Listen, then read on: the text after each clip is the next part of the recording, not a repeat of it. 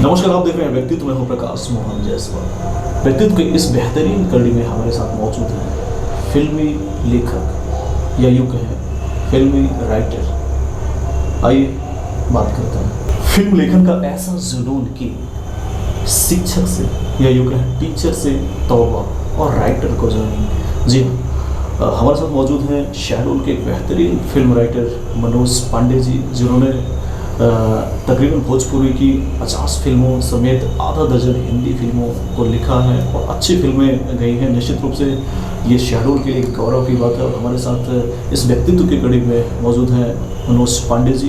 पांडे जी, बहुत बहुत स्वागत है आपका। धन्यवाद। सबसे पहले तो मैं सभी दर्शकों को नमस्कार करता हूँ। जी, टीचर से लेकर राइटर तक का सफ़र, जी, आखिर शिक्षक भी अपने आप में एक मिसाल होता है, वो कुछ देने की कोशिश करता है, लेकिन ऐसा क्या नहीं दे पा रहे थे कि आप शिक्षक को तौबा करके, उसकी पोस्ट को तौबा करके और आप फिल्मी दुनिया में आके फिल्मों को लिखने का काम शुरू किया आपने? जी, देखिए, ऐसा है कि हर आदमी का एक लक्ष्य होता है। तो कहीं ना कहीं मेरा लक्ष्य था कुछ अलग हटके करने का, कुछ अच्छा करने का, कुछ बेहतर करने का। हालांकि शिक्षकी कार्य भी अपने आप में एक बहुत ही अनोखा है। और कहते हैं कि शिक्षक जो होता है वो बच्चों को पढ़ाता है, सिखाता है और एक सही मार्गदर्शन देता है। तो मेरे अंदर शुरू से एक ललक थी, मुझे पढ़ने का बड़ा शौक़ था। तो मैं जब भी कहानियाँ पढ़ता था तो कहानी एक पॉइंट पर ख़त्म हो जाती थी, लेकिन मैं उसके आगे का ताना बाना बुनता था। तो वो चीज़ें दिमाग में चलती थी। फिर धीरे धीरे ये शौक़ जो है खुद से लिखना और सारी चीज़ें हुई। तो दिमाग में ये था कि मुझे एक अच्छा लेखक बनना है। तो अच्छा लेखक बनना है तो उसके लिए क्या, तो दिमाग में यही चीज़ें थी कि जब मैं फिल्में देखता था या ये कहिए कि जब फिल्मी किताबें पढ़ता था तो मैं एक चीज़ देखता था कि हीरो को सब जानते हैं, निर्देशक को सब जानते हैं, निर्माता को सब जानते हैं। और जब कभी किसी भी फिल्मी पत्रिका में किसी भी फिल्म के बारे में लिखा जाता था तो ये 3 नाम होते थे। लेकिन मेरा दिमाग ये था कि और कौन होता है। जैसे कि फिल्म लाइन में लेखक को हाईलाइट करने में 2 लोगों का बहुत बड़ा योगदान रहा है, सलीम जावेद साहब। और इन लोगों ने एक अलग पहचान दी थी, तो उनके बारे में भी पढ़ा था। तो ये था कि मुझे फिल्मों का लेखन करना है। तो ये दिमाग में चीज़ें चल रही थी और मैंने फिर ये रास्ता चुना। मनोज जी, शुरुआती तौर पर हम बहुत संघर्ष करते हैं। जो हमने सपने देखे हैं, जो ख्वाब देखे हैं, उसको पूरा करने के लिए जो ज़मीनी स्तर के कुछ संघर्ष होते हैं, वो हमारे दर्शकों को बताएं कि कैसे शुरुआत की आपने। क्योंकि फिल्मों में जाने के पहले आपने ज़मीनी स्तर पर खूब सारे संघर्ष किए, खूब सारे काम किए होंगे। तो जो आपका शहडोल पे शुरुआती दौर था वो किस तरीके से था? अभिनय, मंचन पर कुछ काम, थिएटर पर, किस तरीके से और क्या क्या चीज़ें थी? जी, जब मैंने ये चीज़ सोची थी कि मुझे एक बेहतर लेखक बनना है और फिल्म लेखक ही बनना है, तो मैंने इस बात का जिक्र अपने दोस्तों से किया और घर वालों से तो नहीं किया, क्योंकि घर वाले शायद वो नहीं करते, सपोर्ट उस समय नहीं करते। तो मैंने दोस्तों से किया तो सबने कहा, यार तुम ये क्या सोच रहे हो, तुम्हारे जैसे बहुत पढ़े हैं वहाँ पे। तो मैं कहा, मेरे जैसे हैं, मैं तो नहीं हूँ ना। तो एक जुनून था, मैंने कोशिश की और फिर इसके बाद चीज़ें चलती रहीं। और मुझे याद है कि मैं फ़र्स्ट टाइम मुंबई 95 में गया था। उस समय मैंने 12वीं की परीक्षा पास की थी और मेरे मामा जी रविंद्रनाथ पांडे जी यहीं शहडोल में ही हैं, तो मैं उनके पास ही रहता था। तो जब मैंने उनसे पहली बार ये चीज़ें डरते डरते उनसे शेयर किया कि मामा जी मैंने ऐसा सोचा, मुझे कुछ करना है, तो मुझे पहली बार, जो कि मैं उनसे बहुत डरता था क्योंकि उन्हीं के पास पला पड़ा सारी चीज़ें थी, एक तरह से कह लीजिए गार्जियन मेरे वही थे। तो मम्मी पापा मेरे दूसरी जगह पे थे, तो मैं ननिहाल में ही पला बड़ा था। तो वहाँ पर मैंने डरते डरते उनसे ये बात शेयर की, तो उन्होंने पहली बार एक सपोर्ट किया। तो वो चीज़ फर्स्ट टाइम जब मैं मुंबई गया तो उस समय दिमाग में चीज़ें यही चल रही थी, यार कि राइटर के लिए कोई स्ट्रगल नहीं होता होगा। भाई आप कहानी लिखिए दीजिए, क्योंकि वहाँ फिल्में बनती, उनको कहानी चाहिए। लेकिन जब मुंबई पहुँचे तब जाकर वहाँ पता चला कि भैया दिल्ली अभी बहुत दूर है, संघर्ष बहुत है। खैर वहाँ से लौटे, आए, सबसे पहले अपने आप को परिपक्व बनाया, और इन्हीं दिनों मेरी नौकरी भी लग गई संयोग से। लेकिन नौकरी के साथ साथ ये जो सांस्कृतिक गतिविधियों का सिलसिला था वो मैंने जारी रखा। तो काफ़ी दिन तक यहाँ पर भी मैंने बहुत सारे काम किए हैं। यहाँ पर इप्टा शहडोल के लिए काम किया है। फिर इसके बाद हम लोगों ने अपनी एक संस्था बनाई थी युगरंग नाट्य मंच, उसमें काफ़ी दिन तक काम किया। फिर युगरंग नाट्य मंच टूटा तो पागल बना, जो आज भी कार्यरत है शहडोल में। तो उसमें क्या होता था कि हम लोग बड़े बड़े नाटक उठाते थे और उन नाटकों का बघेली रूपांतरण करते थे। तो उसमें मैं अभिनय भी करता था। कई सारे प्ले में मैंने मुख्य भूमिका निभाई है और शहडोल के दर्शकों का बहुत प्यार मिला है मुझे उसमें। तो वो चीज़ें एक जुनून पैदा करती रही। तो अभिनय मैंने रंगमंच में शुरू किया था, लेकिन सिनेमा में अभिनय का मुझे कोई शौक़ नहीं है। और आज भी मैं जितनी सिनेमा लिखता हूँ तो डायरेक्टर या प्रोड्यूसर्स को जब मैं नरेशन देने जाता हूँ तो उनके तरफ से ये ज़रूर आता है कि भाई एक रोल आप कर लीजिए, बट ऐसा अभिनय का कोई शौक़ नहीं। अभिनय का शौक़ केवल रंगमंच तक है। और लेखन अभी ये कह लीजिए कि अभी मेरी गाड़ी शुरू हुई है और जिस रफ्तार से मैं आगे बढ़ रहा हूँ मैं उससे बड़ा संतुष्ट हूँ। और अभी संघर्ष है, संघर्ष तो मनोज जी, लेकिन हमने देखी है कि लगभग 3 से 4 दर्जन मूवीज़ जो हैं आपने भोजपुरी की। तो भोजपुरी इसलिए कि आप भोजपुरी से बिलोंग करते हैं, तो यूपी से बिलोंग करते हैं, या वहाँ पे ज़्यादा चांस है? नहीं, देखिए मैं आपको एक चीज़ बता दूं, ये आपने बड़ा अच्छा सवाल किया है कि मैं आप बता दूं मेरा नेटिव प्लेस यूपी है, उत्तर प्रदेश, डिस्ट्रिक्ट चंदौली, और ग्राम चकईस मेरा जो पुश्तैनी घर है, मैं वहाँ पैदा हुआ। बाकी मेरी पूरी शिक्षा दीक्षा जो है मध्य प्रदेश से हुई है, मतलब शहडोल से हुई है। मैं नर्सरी से लेके पोस्ट ग्रेजुएशन तक शहडोल में मैंने पढ़ाई की और शहडोल में मैं नौकरी कर रहा था। तो चूँकि शहडोल में वो परिवेश नहीं था भोजपुरी बोलने का, लेकिन मैं चूँकि मैंने बताया जैसे पहले कि मैं नानी के पास रहता था, तो नानी से मैं भोजपुरी में ही बात करता था, तो मेरी भोजपुरी बड़ी अच्छी थी।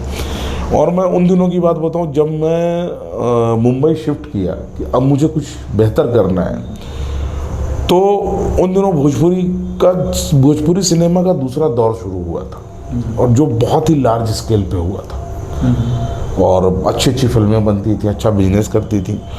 तो वो मुझे ऐसा लगा कि यार क्यों ना इसमें भी हमको हाथ आजमाना चाहिए। हिंदी तो संघर्ष उसका भी था, तो चूँकि मदर टंग भोजपुरी थी तो उसको समझने में और सारी चीज़ों में बड़ी सरलता थी।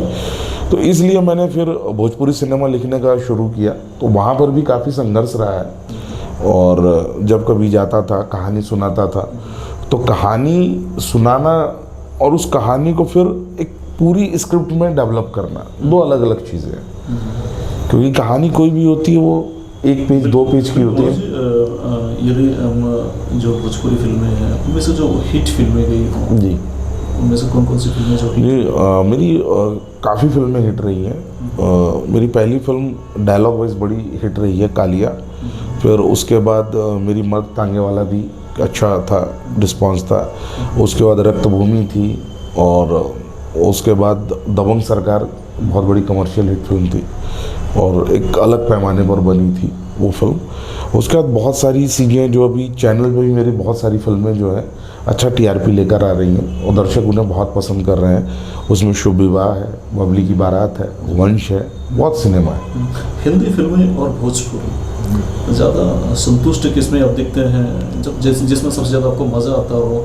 और जब आप तकरीबन 50 फिल्में कर चुके हो भोजपुरी, फिर एकदम से जब आपको हिंदी फिल्में मिले तो अपने आप को कैसे? देखिए प्रकाश जी, मैं यहाँ पर आपको एक चीज़ बताना चाहूँगा कि सिनेमा की कोई भाषा नहीं होती है। यही वजह है कि हमारे यहाँ का एक हिंदुस्तानी है, वर्ल्ड सिनेमा देखता है, वर्ल्ड सिनेमा को पसंद करता है।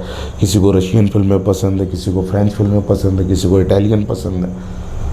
और साउथ आज की डेट में आप देख लीजिए, तो अगर सिनेमा की कोई भाषा होती तो इतना बड़ा पैमाना नहीं होता, ठीक है।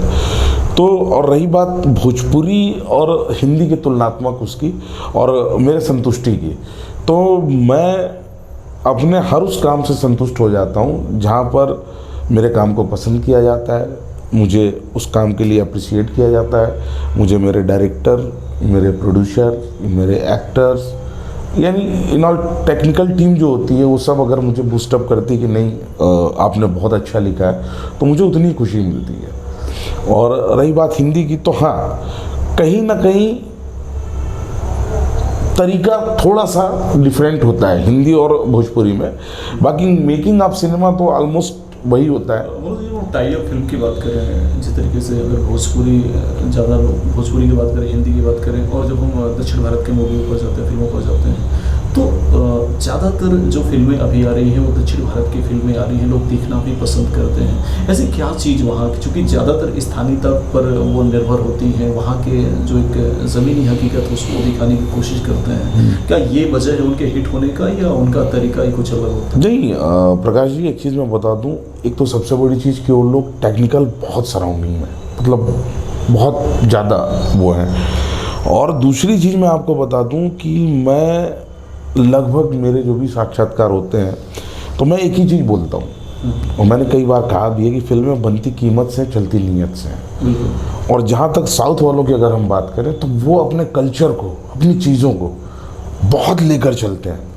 आपको मैं एक बात बता दूं कि साउथ का आप कोई भी सिनेमा उठाइए, पूरी की पूरी फिल्म विदेशों में शूट होती है, बट उसमें आपको उस फिल्म में एक कैरेक्टर ऐसा मिल जाएगा जो उनके पहनावों को दर्शाएगा, या उस कोई भी एक ऐसी फैमिली होगी जो उनके कल्चर, उनकी रिचुअल्स, उनकी सारी चीज़ों को उस सिनेमा में दिखाएगा। तो वो कहीं ना कहीं अपना एक धरातल नहीं छोड़ते हैं। आज हम हिंदी सिनेमा और मैं भोजपुरी सिनेमा की बात करूं, मैं यहाँ पे किसी की बुराई नहीं कर रहा हूँ, मैं बात कर रहा हूँ तरीके की,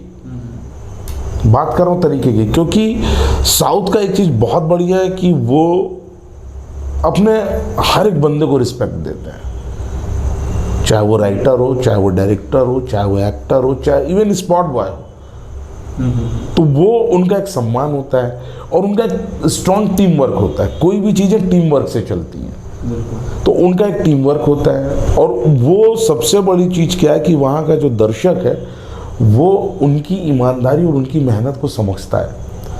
आज साउथ का आप अगर सर्वे करा लेंगे तो साउथ में बहुत ही, मैं तो कहता हूँ शायद ना मिले जो पायरेटेड सिनेमा देखते हो।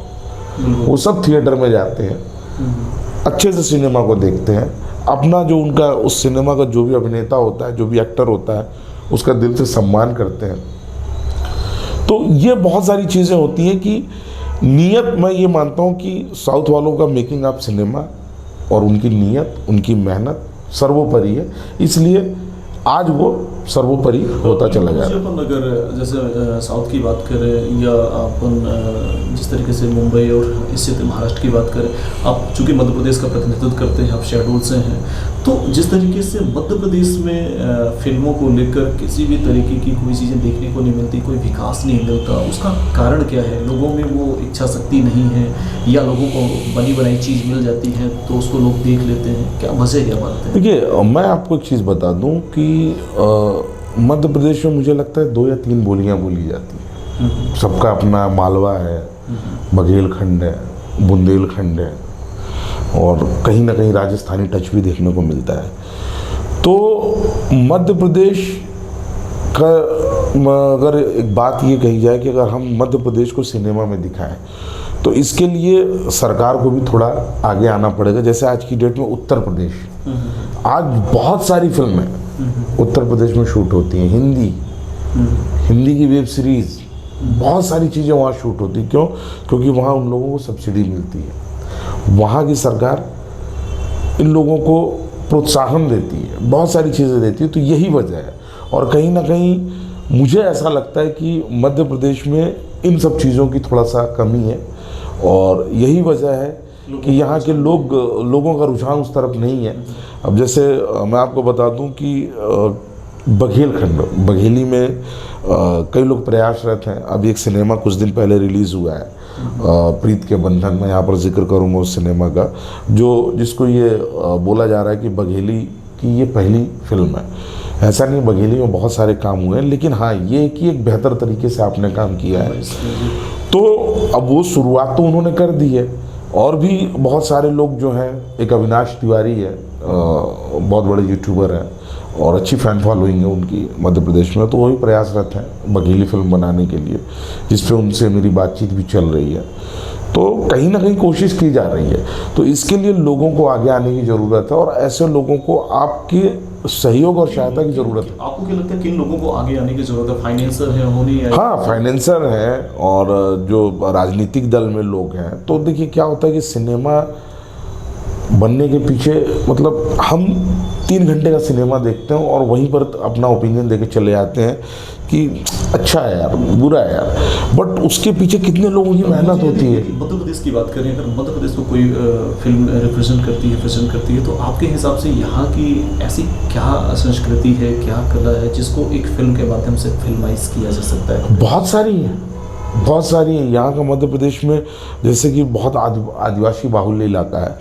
यहाँ का जो एक, मैं यहाँ पर जिक्र करूँगा कि जो यहाँ का शैला नृत्य है, वो डांडिया उसके सामने कुछ नहीं है। मैं यहाँ पर तुलनात्मक बातें नहीं कर रहा हूँ कि भाई वो उनका कल्चर है, इनका कल्चर है, लेकिन ये एक नया, मतलब जिन्होंने डांडिया देखा होगा और शैला नृत्य नहीं देखा होगा, तो अगर वो देखेगा तो वो डांडिया से 1 स्टेप ऊपर ही चीज़ें लेकर जाएगा। इंटरनेशनल लेवल पे हाँ, बीजापुर का जो दल था वो बहुत तो ऐसी बहुत सारी चीज़ें अपने हमारे यहाँ बहुत कहना चाहिए। लोकेशन बड़े खूबसूरत हैं, अपने शहडोल के आसपास बहुत अच्छे लोकेशन हैं। और सितंबर 2020 में मैंने कोशिश की थी, हम लोग एक सिनेमा यहाँ शूट करने वाले थे, बट कोविड की वजह से वो प्रोग्राम पोस्टपोन करना पड़ा। और मे भी अगर अभी सब कुछ सही रहा तो हो सकता है कि इस साल के अंत में या अगले साल की शुरुआत में 2 सिनेमा शहडोल में हम शूट करेंगे, ताकि यहाँ पर जो हमारे भाई हैं, हमारे कलाकार हैं, या उनको एक अवसर मिले। निश्चित रूप से ये बाकी अपने भूमिका का। मनोज जी, निर्देशक, निर्माता और लेखक, एक फिल्म की कथा के बीच ये तीनों में जो आपसी संतुलन है और आपसी जो एक कस्मोकस है, वो किस तरीके का होता है? देखिए मतलब मैं आपको एक चीज़ बता देता हूँ कि ये कहीं ना कहीं एक पिलर होते हैं, चाहे लेखक हो, निर्देशक हो, निर्माता हो। निर्माता हम लोगों का अन्नदाता है, मैं आपको एक सीधी सी बात कहूँ, क्योंकि वो हमें काम देता है, हम काम करते हैं तो सारी चीज़ें होती हैं। और जहाँ तक इनकी तीनों के तालमेल की हम बात करें, तो इनके तीनों का तालमेल का होना बहुत ज़रूरी है, क्योंकि जब तक इन तीनों का तालमेल नहीं होगा तो कोई अच्छा प्रोजेक्ट निकल कर नहीं आएगा। तो किसी भी प्रोजेक्ट को बनाने के पीछे बहुत मेहनत होती है, बड़ी मशक्क़त होती है, कई रातों की मेहनत होती है, हम लोग करते हैं।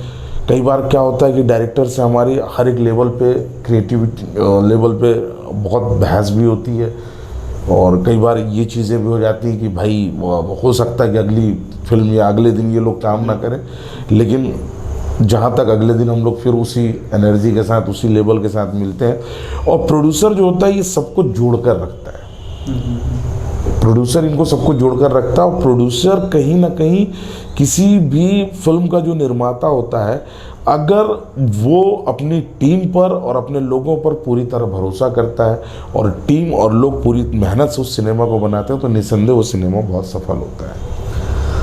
मनोज जी, लेखक की दुनिया दिखती तो नहीं, तो लिखता बहुत अच्छा है, जिसे पूरी दुनिया देखती है जी।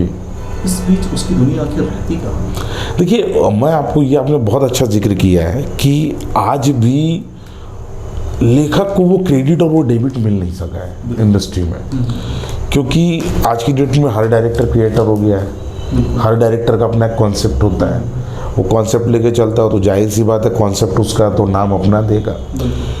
और वो राइटिंग की टीम रखने लगा है, क्योंकि उसको किसी का स्क्रीन प्ले अच्छा लगता है, किसी के डायलॉग्स अच्छे लगते हैं, किसी का सीन का डेवलपमेंट अच्छा लगता है, तो प्रोजेक्ट के बेहतरी के लिए वो सारी चीज़ें होती हैं।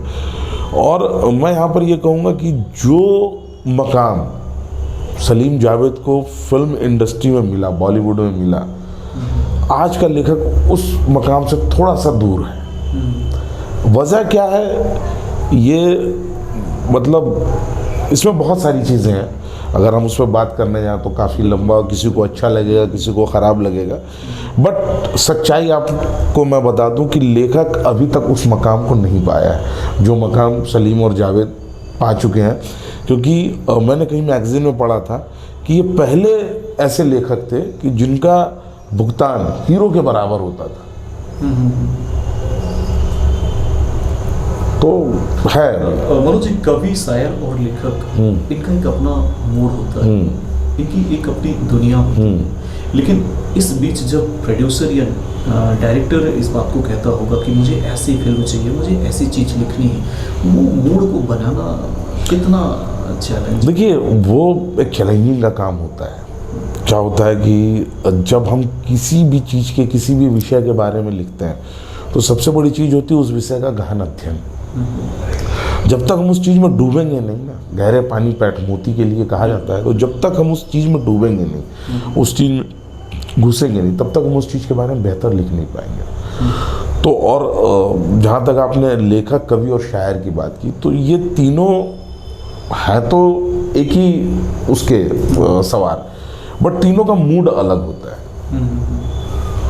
लेखक यथार्थ के आसपास ज़्यादा रहता है, कवि जो होता है कल्पनाओं को।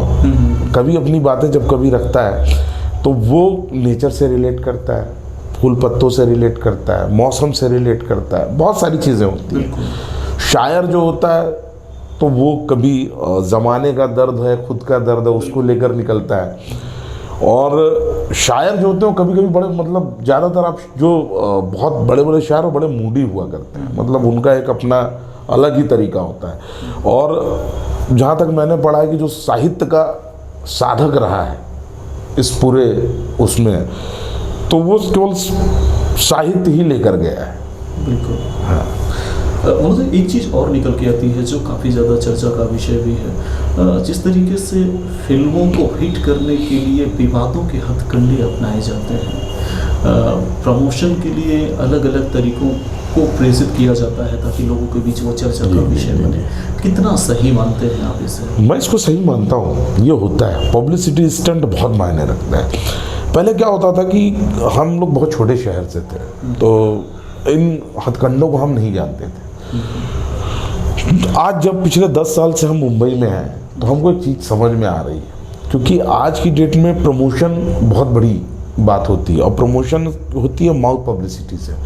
माउथ पब्लिसिटी क्या होती है कि दो ही तरीके से होती है, या तो हम किसी चीज़ को गलत बोलते हैं या तो हम सही बोलते हैं। और आज का जो मनुष्य है, आज का जो दर्शक है, वो बड़ा जिज्ञासु है। अगर वो गलत पे भी सोचेगा तो देखेगा कि क्या गलत किया, तो वो देखेगा।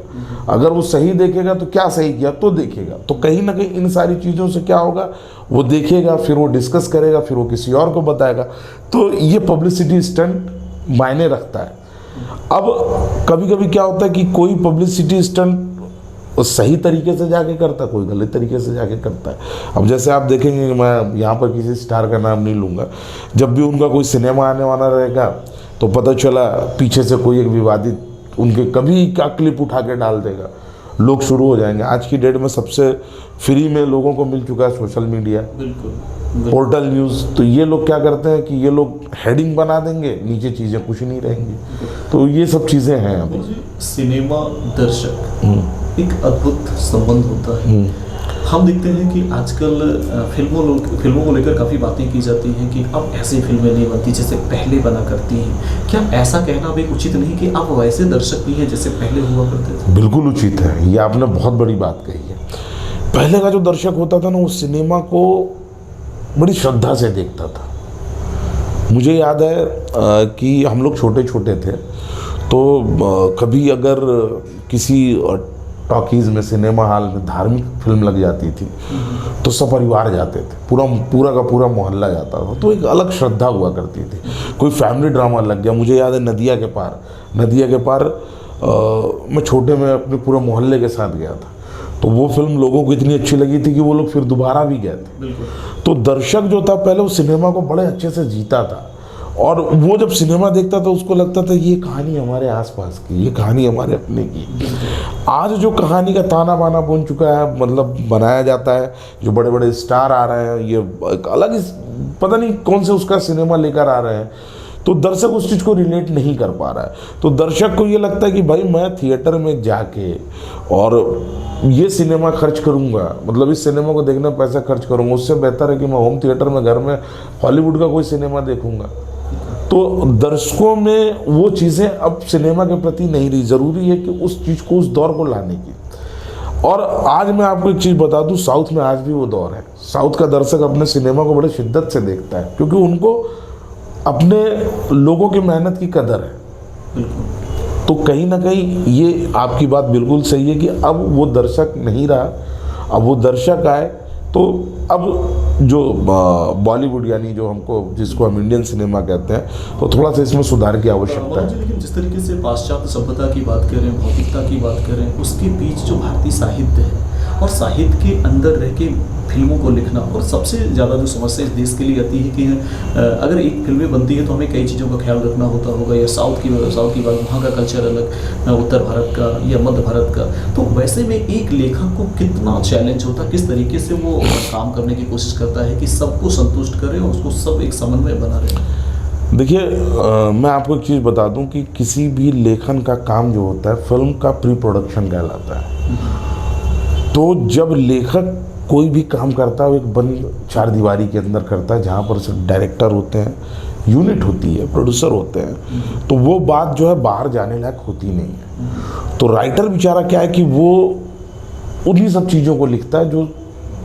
चीज़ें हैं। अब यहाँ पर क्या होता है कि जब हम अभी जैसे थोड़ी देर पहले आपने बात की पब्लिसिटी स्टंट, तो उसमें क्या होता है कि पता चला जैसे हम कोई भी एक पौराणिक कथा उठा रहे हैं, अभी जैसे रिसेंटली फिल्म आई पृथ्वीराज, लोगों को कुछ नहीं मिला तो लोग इसी चीज़ को लेकर ट्रोल कर रहे हैं कि अक्षय कुमार पृथ्वीराज में कहीं दिखे ही नहीं। तो वही है कि लोगों का काम है कहना, लेकिन मेहनत करते हैं।